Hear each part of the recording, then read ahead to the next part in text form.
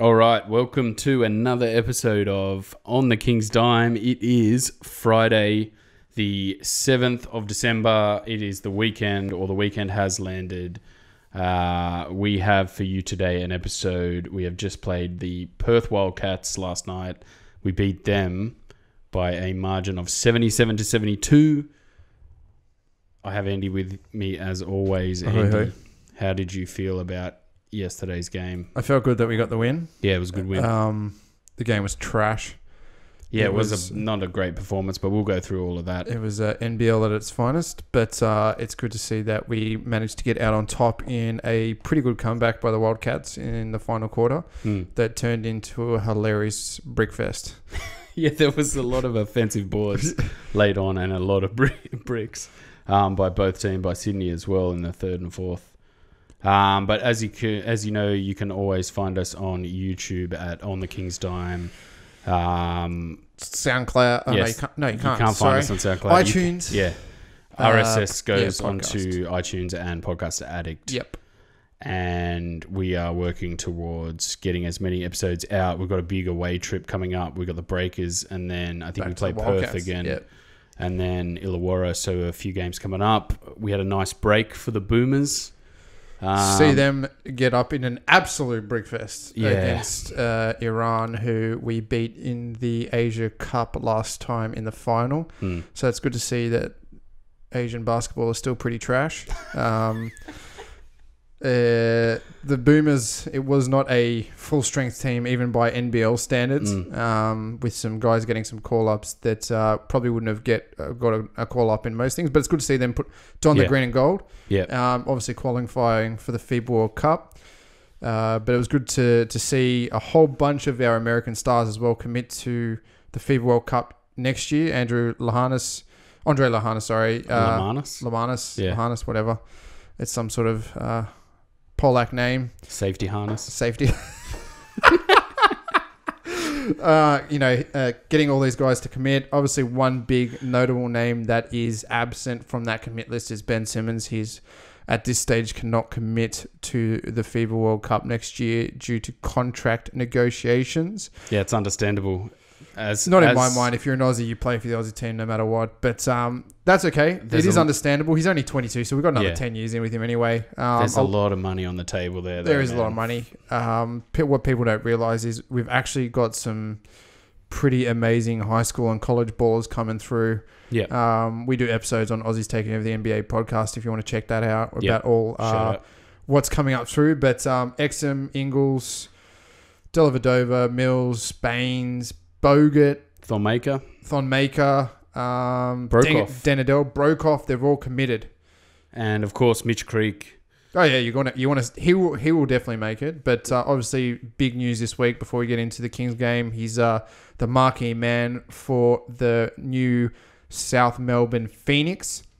Big butt in that asterisk, massive asterisk. So, yeah. I haven't really looked at NBA out clause. Yeah. So, I mean, I think he'll get picked up. He's just having such a good year with the Long Island Nets. Yeah. I don't think he will be not picked up by an NBA team in the next 6 months. That would be a bit of a travesty, really. A guy that is probably the best domestic NBL player and then obviously doing really well in the G League over there. But he will be the marquee man come next year if that all kind of falls apart. If not, we will see him in the NBA, which is he won't be in the G League next year. It's either NBA or coming back home. So okay, so he has to get picked up. Yes, that is. It's an NBA out clause, not a G League out clause. So fair enough, because he's back on a marquee deal. Yeah, so he's going to get more than G League and really. Anyway, yeah, marquee must deal be a decent is amount of money then. Quarter of a mil at least. I suppose when you think like Ryan Brokoff, what's he on two 800, years? 800 a year. 800 first year, 1.6 second year. Yeah. The cheapest NBA contract's $500,000 a season. So I guess game time's good too, and uncertainty around your future. I mean, he's 26, 27. Yeah. Fair enough for that. And then anything else really midweek. So we had a nice rest, which was good. We did. The Kings. We watched the Boomers. They came out a little bit rusty. The Kings, you reckon? Look, the first quarter was some good basketball. They moved the ball quite well. They shot effectively and efficiently. David Ware actually going for the ball, which is good to see. Played well. A little bit better. He played well for David Ware. Yeah. And was definitely more of a contributor to this game. I think the first half of basketball was relatively good. Good from both teams. I think Martin looked good on the other team. White especially shot really well for most of the game. Yep. Steindl looked pretty good, looked efficient as well, shot very well. Other than that, it just kind of went downhill after the half time. I think they were kind of efficient first half, and then from there on, like third quarter was painful to watch. It was Brick City, a lot of cheap turnovers, some dumb fouls, both sides as well. I'm not just a Sydney Kings fan. I'm a basketball fan. I like to see good games, win, lose, or draw. Obviously, I want the Kings to win, but this game was a game of two halves. The first half was basketball. The second half was down at your local PCYC Brickfest. I think Randall really struggled. I mean, he can have an off game. Yeah. He's had a great season for us so far. He was super hot against Melbourne, 36 points, 35, 36 points, shooting lights out. He's a dude that would probably benefit from a heavier schedule. Yes, I think so as well. Like maybe that's what I think about the week off. Maybe just threw them a little bit. Yeah, they felt a bit rusty. There was no rhythm to the game. No, it felt like we'd been coming out each week quite intense, like very intense in the first maybe 6-7 minutes, trying to stamp on the game, put our stamp on the game. But this game felt like it was lifeless. Like Thursday night, no rhythm. Like there was no blockbusterness to the clash. No, and the fact that we were playing Perth 10-1 on a massive streak. They went full strength though. Bryce Cotton obviously was out early. I think Damian Martin was coming back. He was coming back after 5 weeks. Yeah, he looked good. Like don't get me wrong, he kind of took it there, but didn't shoot awfully well.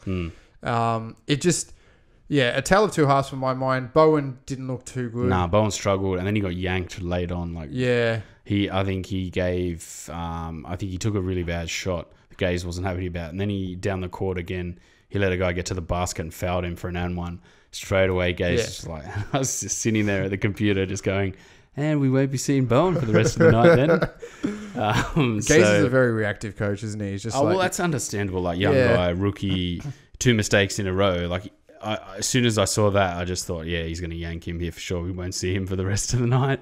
But he didn't play all that well. I thought he rebounded all right. Like he was helping out on the boards. Looking at the box score, he only had 2 rebounds, but Webb rebounded a lot better in this game. I mean, for 6'10" guy, he should be much more effective on the rebound, even if he's a 4.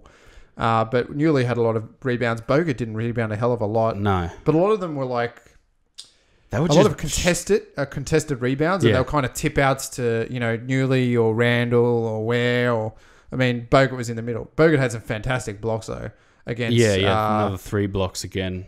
Angus Brandt, who's a good player. I like Brandt. Brandt and then Kay twice. Yeah. The first one he pinned, I think, Brandt's layup on the glass. That was nice. Shane Hill on the coverage goes, playing a little rope-a-dope. I just thought, all right. That didn't make sense, but all right, Shane Hill. The second one, I think, was a bit of a sketchy block. A little bit might have been a bit of hand in there, but it was a little bit ball. But the third one, it was Kay squared right up to him, went pretty much right into Bogut, and I'm just thinking, Bogut's got his feet set. Why are you going straight at Bogut? And he just went straight up and just went bang, like, get out of here. And I was just watching the game thinking, you don't see like the block numbers are there, but you don't see how many shots he alters as well. The altered shots is. The amount of times they went and pulled out because he was around the rim and they realised they're not getting over him. Mind you, they didn't shoot particularly well. No. Well, they didn't shoot well from the perimeter either, so they only shot 24%, 7 of 29. And that is a lot of attempts. I mean, I'd say probably the last 8 attempts are in the last 20 seconds of the probably. game. Yeah, probably. But I don't feel like we're a very good defensive team at the perimeter, But teams seem to just be putting up an insane amounts of shots and missing them. Yeah. Like, do you feel like that we have great perimeter defense? We have zero perimeter defense because really Bogut is a rim protector. You've got Lish and Randall. They're both undersized. Both undersized. Randall, who struggles to fight through screens because he's undersized. You should be able to get good shooters free on the perimeter. I think Newley does a little bit better. He's a bit quicker for an old guy. Yeah. And defends quite well on the perimeter. And I think Adnam is quite pesterish and has good hands and can get into your face and is young and quick enough to annoy you on the perimeter. But no, I think you could set screens around Angus Brandt all day and just have White hook up shots against Randall. And they run that high down screen on Randall a lot. Basically because at the start of the year he was going under screens. Yeah. So I think they've picked up that because we haven't played Perth, they've picked up let's just run Randall off of down screens like Melbourne does, really high up. Which I think it was White, Tariq White. Tariq White was getting a lot of success just pretty much pulling up in the lane. Yes. Having Bogut rooted at the dunker spot trying to block shots. They were getting a lot of good looks with that. But then when they were trying to swing the ball back out, things were breaking down. They were just putting out bricks and nothing was really dropping for them. In the first quarter, like I said, we came out pretty slow. Shot 4 of 10 from 2 and then 1 of 3 from 3. Like, we don't shoot high volume. It's swing the ball around and look for a good quality shot. Yeah, there is no volume. It seems that...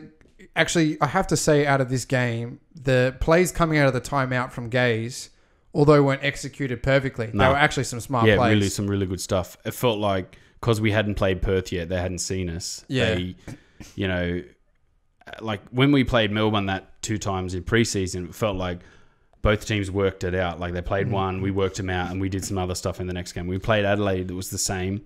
And we played Melbourne a couple of times, it was the same. In this game, it felt like Perth just didn't really know what we were doing. No. Didn't have any answers. Obviously, without Bryce Cotton, you've got to put an asterisk on that. In that first quarter, Randall was absolutely stone cold. I think he went 0-6 to start the game. Got his first points with about 6 seconds left in the first quarter with free throws getting to the line. They were trying to abuse Bogut a little bit, but obviously he put his stamp on the game early. And then going to the second quarter, we extended the lead to 10 by halftime. It was out to 12-13 at one stage. I think it was 15 was the largest of the night. Yeah. In the third. You never thought that was safe, though. No. I don't feel like that's safe for this team. Like, at that point, I feel like, right, boys, let's break this game open, make it 20-25, and let's end this, have some nice garbage time. But never seems to eventuate. No. We kind of don't like to play from in front. Well, no, I don't even think it's that. I think we get to a point where we've gotten in front and hold on a minute, we just get 4 guys on that have no offensive prowess. I mean, Dave Pinot, where kick it at times, his 3 balls just gone. He's disappeared. Doesn't exist. It's gone. This guy was known for knocking down shots, and now he's just seems to be backing down in the post. It's completely disappeared. But at least he's found a post game, and I think that's a niche where it's kind of encroaching on where David Ware is effective, is in that post area. So I wonder if that's kind of contributing to where, when he's on the court with kick it's kind of where becomes the everywhere guy. There's the hustle guy. He's been playing a bit of 5 for a very limited stretch of minutes. I mean, 6'10", it's not unheard of to be like a bit of a mobile 5.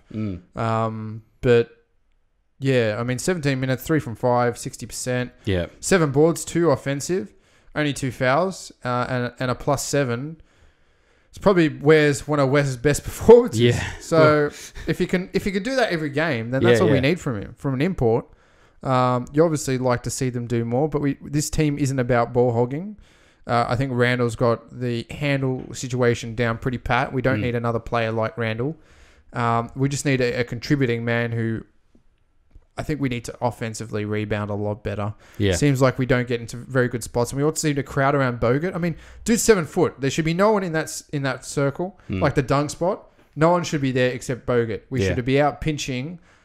It should be a concerted effort to try and strategically rebound the ball, as opposed to everyone just collapses and it just becomes a mess.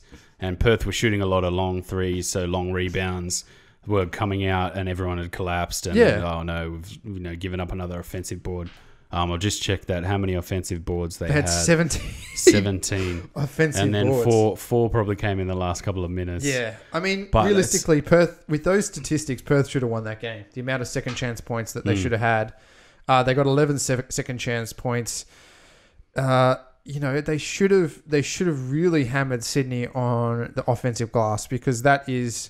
But again, they're trying to play a game. I think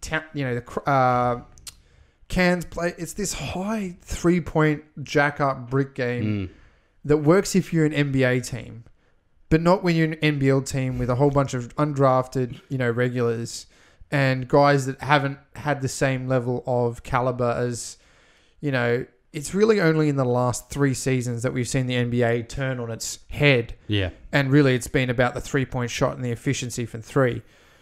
I think coaches are trying to do that now, or look like they're doing that now, but we just don't have the talent for that.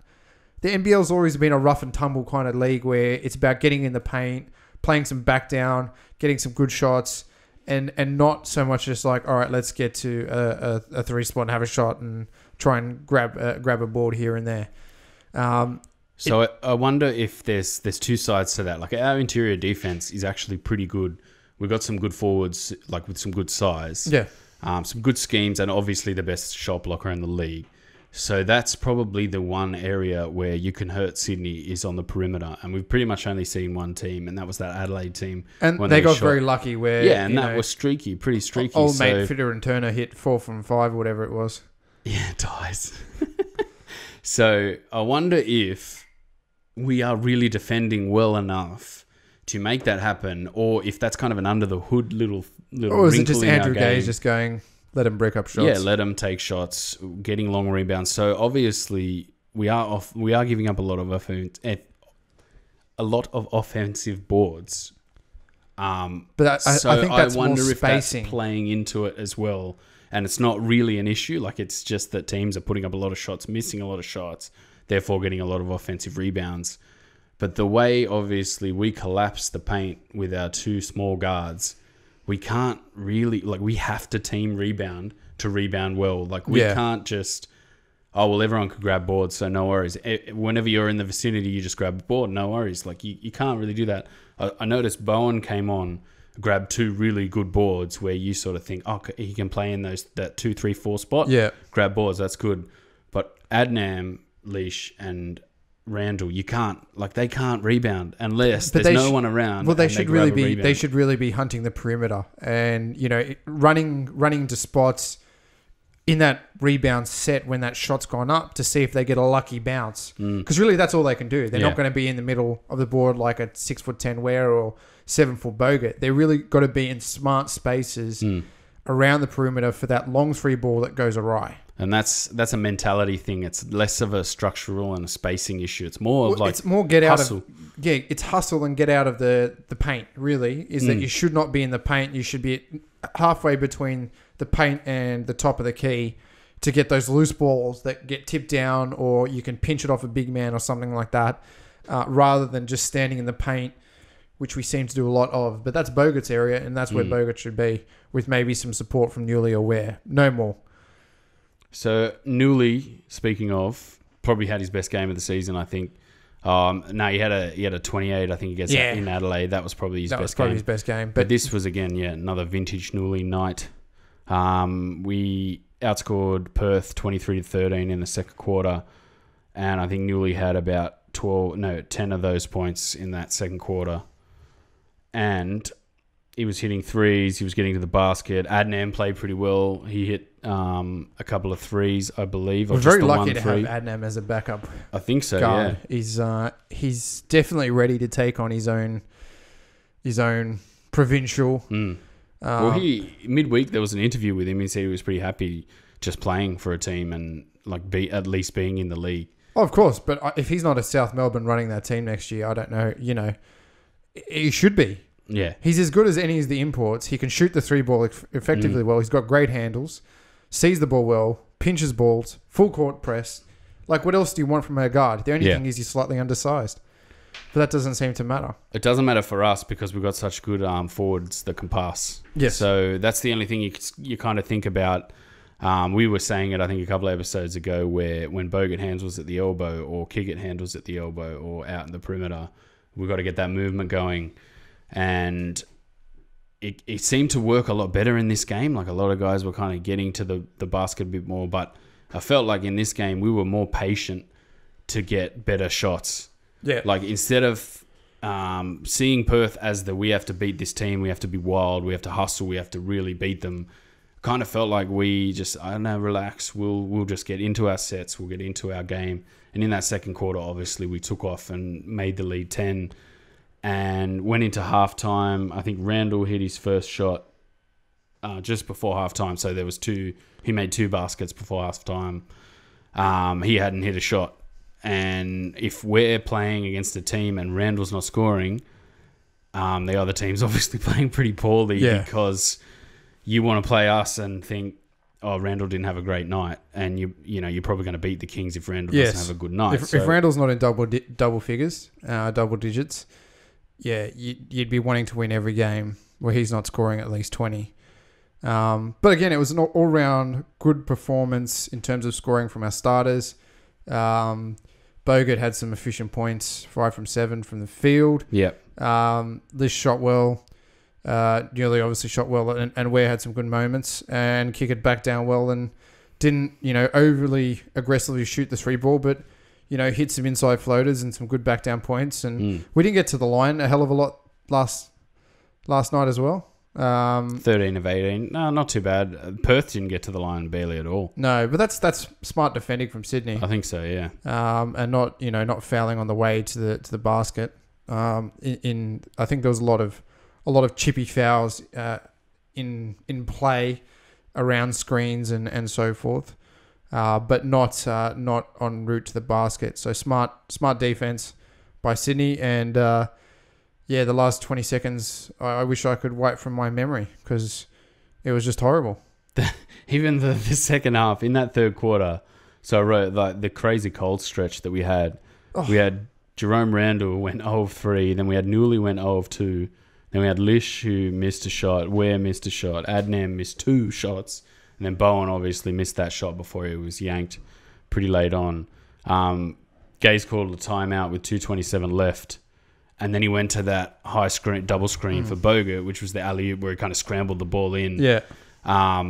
So it was good to see him calling a couple of go-to plays that actually worked. I think they ran the same set for Newley, and Newley couldn't quite get to the ball and lay the ball in, but I think it fell to someone who just ended up laying it in anyway. He called a couple of good sets. It's good to see, we're not a team that plays in this flow state, and I don't know if we're going to be that because of the way we're coached. We're very heavily X's and O's, you have to be here. When he's doing this, you need to be doing that. I'm sure the players are thinking of what they're going through, and then obviously it just breaks down into nothing. And with 4 seconds on the shot clock, we've got to just create something. Maybe as the season goes on, we'll probably get better at doing that. Hopefully. Well, we're almost halfway through, so better get better pretty soon. What round are we up to? I think we've played 9 games, but 9 games. So we've got about 11 or 12. Yeah, so we've got a few double headers coming weekly. We've got a double header this week, and some double headers coming up pretty soon. So there's going to be some volumes of games in the next few weeks. It's a big away stretch. Yeah, big away stretch. We've got a double next week. We've got the Breakers this and a Sunday. double week after. So we've got 6 games coming up, pretty close succession. And if we can get some wins out of this, obviously going to New Zealand is going to be a tough ask, but New Zealand are kind of we seem to play really well against them and seem to rise to the occasion and play some excellent basketball. Yeah. So in a back-to-back situation, it's good to play them in this back-to-back. New Zealand have a lot to prove in this game, so obviously you have to be wary of that. And then I think we go all the way back to Perth, which I think that's going to be the tough game. That's going to be a very tough game because the time difference and the hours it takes to travel is going to throw a lot of people out. You're going from 3 hours behind to 3 hours in front of Sydney, so it's a 6-hour I think it's one of the longest domestic it's about 5,500 competition legs in the world where people, obviously teams have to fly from one end to the other to play a game. I don't know if Bryce Cotton would be in for that one. I don't think he's ready yet. I think his thumb is still a couple of weeks away. Well, that's good. That's always a silver lining when you go there, is that you're going to get a team down its best player in the leagues. But I think they're going to be... I think in this stretch of New Zealand, Perth, and then back to the Hawks on the Sunday, I think the Perth's the game you can drop because they're the top of the table. Like, we have to beat New Zealand and we have to beat Illawarra if on this stretch. And then obviously we're back to play the Taipans on the 20th. That's a Thursday night. Or are we? No, we're up in Cairns then after that. So this is even further. Like I said, Illawarra and then to Cairns. Like, this is a massive stretch. Fly miles. Jeez. Yeah, and then I think we're back against Melbourne. Yeah, that's right. On the 23rd, just before Christmas. We'll probably try and get out to that game. So we're only 2 wins outside of falling out of playoff spot. So we're 6-4 now. We need to get a stretch of 3 or 4 games in the next 6 in order to really cement our ability to get into this spot. I don't think Illawarra will be there. Cairns definitely won't. New Zealand, hit and miss. And I think Adelaide will fall outside of that if Sobey doesn't pull absolute miracles out of his hat. But yeah, I think Melbourne obviously deserve to be there, one of the better teams. And obviously Sydney on paper has a fantastic team, but we're struggling to put something together. So yeah, well, I hope this stretch really binds the season together, because we've got a real opportunity to go away. We've beaten Perth. Obviously, we were really unlucky not to beat Melbourne, I thought, which would have set us up for this trip a lot better. Like 2 wins going into that, we would have gone into this trip 6-4. We're 6-4 now, so we would have gone into this trip 7-4. Which would have been a lot... 7-3, sorry, which would have been a lot better. So we're going New Zealand, Perth, Illawarra, then Cairns. If we can win 3 of those, suddenly we're 9-4. We're looking a lot better. Even if we beat Perth in Perth, then we're 10-4. Suddenly, our season looks almost cemented in those playoff spots. Yeah. So it's a big stretch. This next away stretch for us. Indeed. I think it'll really define our season. Now we're looking at the next game against the Breakers and how we're going to easily get past them in New Zealand. I mean, it has been a stronghold for the Breakers. They've been doing it a little bit tough this year, but I think we have the nuggets over them to pull it out again in New Zealand and play some really good basketball and get one up. Are you thinking an away win here? Yeah, against New Zealand, I think that's... obviously, you want to beat them because they're one of our bogey teams, but they're going to be itching to beat us as well. So we've got to rise to that. We've got to match the intensity. It's in New Zealand, and we beat them, I think, at the start of the year. Just trying to go through... I think we beat them home and away. At the start of the year. So we put 100 on them at home. That was our first win of the season, I think it was too. I think, that's the game we win. Maybe the Perth's the game we drop in Perth. Yeah, and then Illawarra we probably should beat in Illawarra. Because they are terrible. Yeah. I hate their style of basketball. I can't find the ladder on their website, the NBL website. It's just a mess. It's down. Man. It's Illawarra are second last on 4 wins, and Breakers are tied on 4 wins. So they've got the same win-loss percentage. When we're 2 wins above them, but really Perth and Melbourne are streaking ahead, although they are 2 games ahead of where we're at. So so those 2 extra games are the difference between us being up with them and maybe languishing around that middle area. I think Adelaide is probably the team to worry about further into the season. Like, they're the team that might just sneak up into that top 4 spot. But I don't know if the Breakers or the Hawks really have the legs and the Bullets. After starting all right, they seem to have just fallen off a cliff a little bit. But we got to improve, I think. We got to start hitting some 3 balls. I think we just got to start getting people more open. Well, I like this style. Like, I like creating the best shot we can. It's very much like the Quinn Snyder Jazz style pre 14-second reset. Yeah. You know, where we make sure we have the best shot we can possibly get. Whereas other teams, it feels like they play frantic and play fast. And well, they're playing game of averages. Sometimes you're going to have a good night and hit all the shots. Sometimes you're not. Yeah. And that's why, you know, most teams are trying to brick up 30 shots from beyond the arc. Night, yeah. And hoping 10 fall. Because if 10 fall, then you're at 33%, and the sheer volume early into the shot clock means that you're probably going to beat Sydney. Yeah. Just purely based on the fact that they take less shots. And if Randall's having a cold night, then it's pretty much game over. But walk away with a win, and on to the next one. It was an ugly win, but it was a good 3 points, or however many points it is.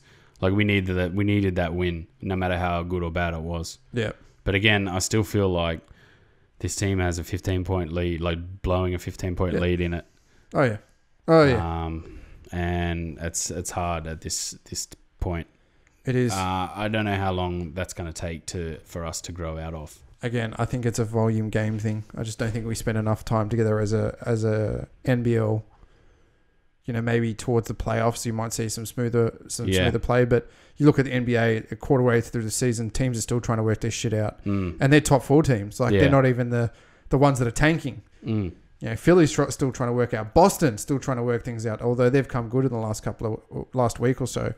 So to have a team that is playing less volume, less frequently, to work it out is very hard. Yeah, I think so. And I think our style as well is a very high IQ style to work out also, which I think going into the playoffs might help us better as a team who moves the ball around, but they still feel like they're a little bit mentally can break quite easily. Or they get into a streak where they've really only got 2 scorers on the floor. Pinau's on, Ware's on at the same time. Yeah. And one goes cold, and then you got and then nobody's scoring. You've got no offense, and then obviously we've got to bring guys back in, and then that just staggers the rotation, and everything becomes a bit of a jumbled mess. But we should be back on Sunday afternoon after the New Zealand Breakers game. Hopefully. What time's that game on? To 12:30, I think. It's a 12:30 game. Yeah, during the day because it's in New Zealand. New Zealand. Oh, brew. Oh, choice is all right. We might give you that on Sunday night, eh? That just turned into like a South African game. Oh, very good, sir. All right, fantastic. Yeah, definitely. Yeah, so hopefully we'll be back Sunday Arvo. Good win against Perth. Not the greatest performance, but a good win nonetheless. Indeed. All right, guys, remember to like, share, and subscribe. Find us on YouTube or your RSS podcast feed. Give us your feedback. We are happy to have a chat with you anytime. We're all on the King groups. Yep. Benny loves commenting, so hit him up. And I like having a chat from time to time as well. So we're always happy to talk NBL. Yep. You can find us also on Aussies Taking Over the NBA. That's our premier NBA podcast, where we look at all the Aussies in action. Well, till Sunday. Until then, we shall see you at the next episode. Peace. Peace.